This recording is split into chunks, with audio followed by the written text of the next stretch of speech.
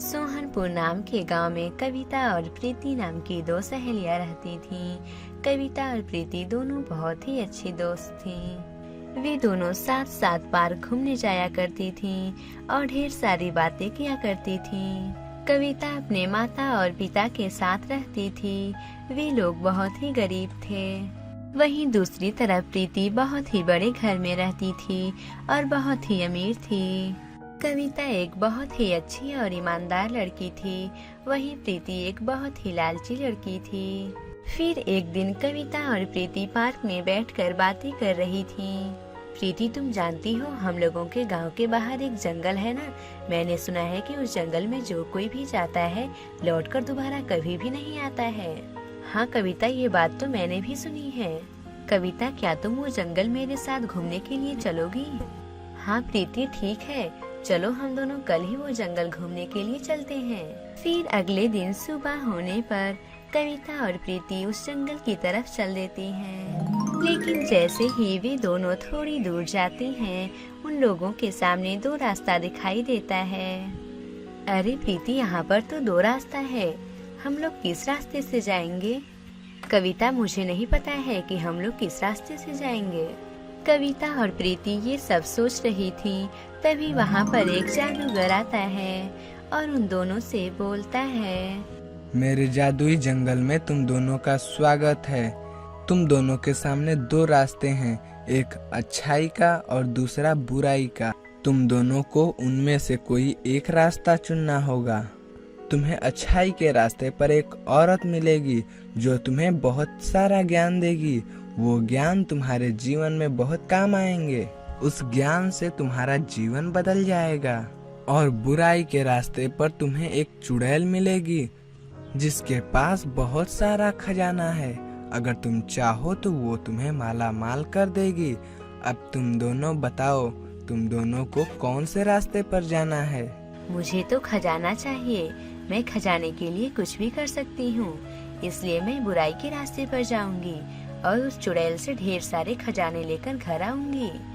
तुम बताओ कविता, तुम किस रास्ते पर जाओगी? मैं अच्छाई की रास्ता पर जाना पसंद करूंगी और मुझे बूढ़ी दादी की अच्छी अच्छी बातें सुननी है। मेरे माता पिता ने मुझे बचपन से ही सिखाया है कि ज्ञान से अनमोल कोई चीज नहीं होती है, इसलिए मैं सच्चाई के रास्ते पर जाना पसंद करूंगी। मुझे तो उस बुढ़िया की बकवास बातें नहीं सुननी है। मुझे तो ढेर सारी धन दौलत चाहिए जिससे मैं और भी अमीर बन जाऊंगी। फिर जादूगर वहाँ से गायब हो जाता है और दोनों सहेलियाँ अपना अपना रास्ता चुन लेती हैं। कविता अच्छाई के रास्ते पर जाती है और प्रीति बुराई के रास्ते पर चली जाती है। कविता को थोड़ी दूर चलने के बाद उसे एक बूढ़ी दादी दिखाई देती है। कविता उस बूढ़ी दादी के पास जाती है। वो बूढ़ी दादी कविता को लेकर अपने घर जाती हैं और उसे ढेर सारी परियों की बातें बताने लगती हैं। दादी, क्या सच में परियां होती हैं? हाँ बेटा, सच में परियां होती हैं। इतना बोलने के बाद वो बूढ़ी दादी एक परी के रूप में बदल जाती हैं। दादी, क्या आप एक परी हैं? हाँ कविता, मैं एक परी हूँ और मैं सच्चे और अच्छे लोगों की हमेशा मदद करती हूँ। मैं तुम्हारी ईमानदारी की परीक्षा लेने के लिए तुम्हारे पास एक बुढ़िया के रूप में आई थी। वहीं दूसरी तरफ जब प्रीति बुराई के रास्ते पर चल रही थी, तभी उसे एक लड़की दिखाई देती है। तुम कौन हो और तुम इस बुराई के रास्ते पर क्यों आई हो? लड़की, मैं एक चुड़ैल को ढूंढ रही हूँ जिसके पास ढेर सारे खजाने हैं। मुझे उस चुड़ैल के खजाने चाहिए। अच्छा, तो क्या तुम चुड़ैल को ढूंढ रही हो? इतना बोलकर वो लड़की एक चुड़ैल के रूप में बदल जाती है। उस चुड़ैल के एक हाथ टूटे हुए थे और वो चुड़ैल देखने में बहुत ही भयानक दिख रही थी। मुझे पता है लड़की कि तुम यहाँ पर खजाने के लिए आई हो। देखो लड़की, इस जमीन के अंदर ढेर सारे खजाने हैं। अगर मैं चाहूँ तो मैं तुम्हें ढेर सारा खजाना दे सकती हूँ, लेकिन उससे पहले तुम्हें इस पर साइन करना होगा। प्रीति खजाने की लालच में उस पर साइन कर देती है और उस चुड़ैल से बोलती है, चुड़ैल जी, अब मुझे मेरे खजाने दे दो, अब मुझे घर जाना है। प्रीति की बात सुनकर चुड़ैल हंसते हुए प्रीति से बोलती है, लड़की, तुम पागल हो गई हो क्या? मैं तुम्हें एक भी खजाना नहीं दूंगी। अब चलो एग्रीमेंट के मुताबिक तुम मुझे अपना एक हाथ दे दो। इस एग्रीमेंट पर साफ साफ लिखा है कि तुम मुझे अपना एक हाथ दोगी और तुम बदले में कुछ भी नहीं लोगी। प्रीति खजाने की लालच में एग्रीमेंट पर बिना पढ़े ही साइन कर दिया था, लेकिन मैंने तो एग्रीमेंट पढ़ा ही नहीं था। तुम्हें इस एग्रीमेंट के बारे में मुझे साफ साफ बता देना चाहिए था। खजाने की लालच देकर तुमने मेरे साथ धोखा किया है। हाँ, मैंने तुम्हारे साथ धोखा किया है क्योंकि तुम एक लालची लड़की हो। तुम्हें एग्रीमेंट पहले ही पढ़ लेना चाहिए था, लेकिन तूने बिना एग्रीमेंट पढ़े ही लालच के चक्कर में साइन कर दिया। और वैसे भी अगर तू साइन नहीं करती तो मैं तुझे मार देती।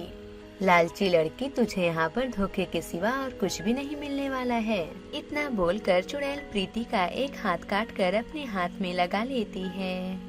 अरे वाह, अब मेरे हाथ कितने अच्छे दिख रहे हैं। लालची लड़की, अब तुझे इस बुराई के रास्ते पर आने का सबक मिल चुका है। अब तो यहाँ से चुपचाप चली जा। फिर प्रीति रोते हुए वहाँ से चली जाती है। वहीं दूसरी तरफ परी कविता को ढेर सारे गहने देती है। कविता उन गहनों को लेकर अपने घर की तरफ चल देती है। फिर कविता और प्रीति उसी जादुई रास्ते पर आ जाती हैं, जहाँ से उन दोनों ने चलना शुरू किया था। अच्छाई के रास्ते पर जाने की वजह से कविता के चेहरे में एक अलग ही चमक दिख रही थी।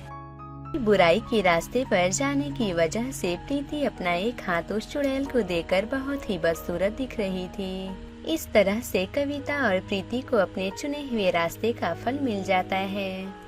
इस कहानी से हमें ये सीख मिलती है कि हमें लालच कभी भी नहीं करनी चाहिए, क्योंकि लालच के चक्कर में आकर इंसान कुछ भी कर बैठता है। अगर आपको ये कहानी अच्छी लगी हो तो इसे जरूर लाइक करें और हमारे चैनल हिंदी टेल्स गुरुजी को सब्सक्राइब करें और हमें कमेंट करके जरूर बताएं कि आपको ये कहानी कैसी लगी, और लाइक करना तो बिल्कुल मत भूलिए। सिया अपने माँ के साथ रहती थी। सिया के पिता नौकरी के तलाश में गए थे, लेकिन उनका कहीं भी पता नहीं चला। उनके घर से गए लगभग साल भर हो गए थे, लेकिन वो घर वापस लौट कर नहीं आए। मम्मी, पापा के गए बहुत दिन हो गए हैं। पापा घर वापस लौटकर कब आएंगे? मुझे क्या पता बेटा, तुम्हारे पापा कब आएंगे। तुम्हारे पापा नौकरी की तलाश में गए थे, लेकिन अभी तक नहीं आए। माँ, अगर पापा होते तो मेरा एडमिशन एक अच्छे स्कूल में करवाते। माँ, तुम मेरा एडमिशन करवा दो, मुझे भी पढ़ने का बहुत मन करता है। सिया, तुम जानती हो ना, मैं बहुत कम पैसे कमाती हूँ, उतने में ही घर का खर्च चलाना बहुत मुश्किल होता है, और तुम बोल रही हो एडमिशन करवाने के लिए।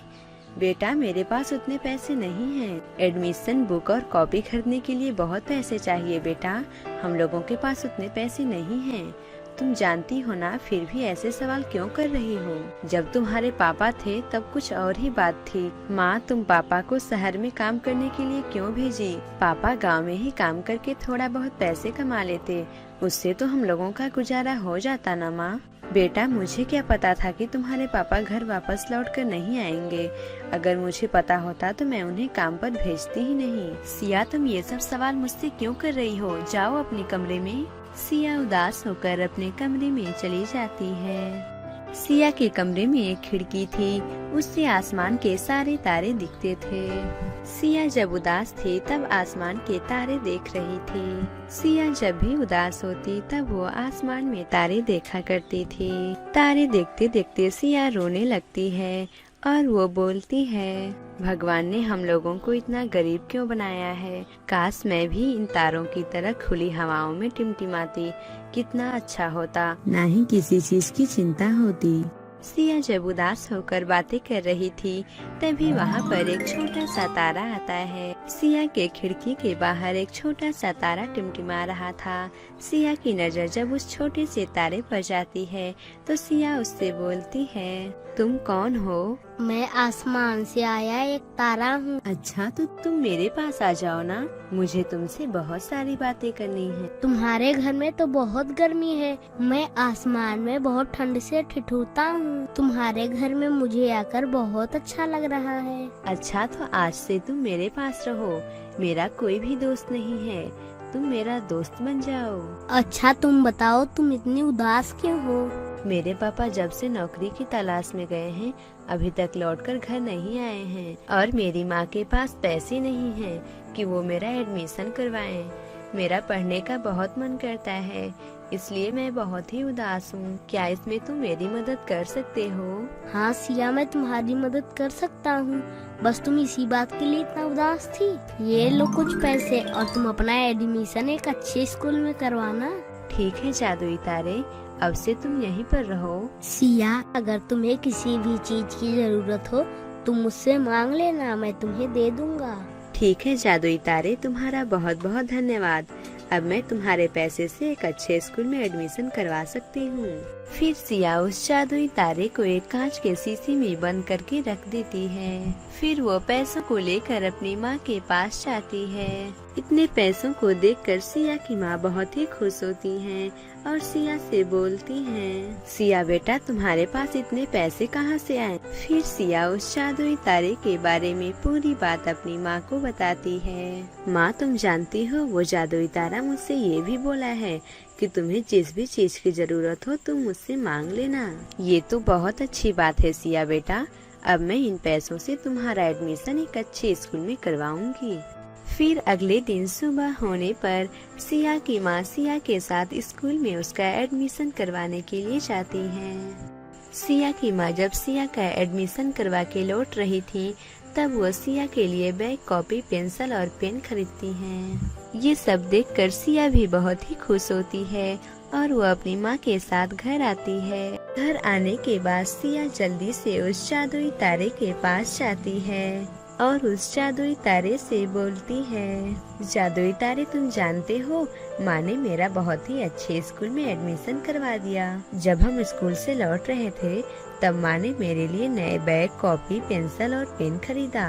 जादुई तारे आज मैं तुम्हारे वजह से बहुत ही खुश हूँ। सिया, मैं तुम्हारे जैसे दुखी लोगों की हमेशा मदद करता हूँ। सिया, अब मैं आसमान में जाना चाहता हूँ। नहीं नहीं नन्हे तारे, अगर तुम आसमान में चले जाओगे तो मेरी मदद कौन करेगा और मेरे साथ कौन रहेगा? अगर तुम दिन में जाओगे तो पिघल जाओगे, अगर तुम्हें जाना ही है तो तुम रात में चले जाना। सिया, तुम जाओ पढ़ाई करो। अगर तुम्हें पढ़ाई में कोई भी कठिनाई हो तो तुम मुझसे पूछ लेना। ठीक है नन्हे तारे, मुझे पढ़ाई में कोई भी कठिनाई होगी तो मैं तुमसे पूछ लूंगी। इतना बोलकर सिया पढ़ने के लिए बैठ जाती है। सिया को पढ़ाई में कोई भी कठिनाई होती तो सिया नन्हे तारे से पूछ लेती थी। नन्हे तारे की वजह से सिया पढ़ने में बहुत ही तेज हो गई थी। अब सिया को पढ़ने में कोई भी कठिनाई नहीं आती थी। फिर अगले दिन सुबह होने पर सिया स्कूल जाती है।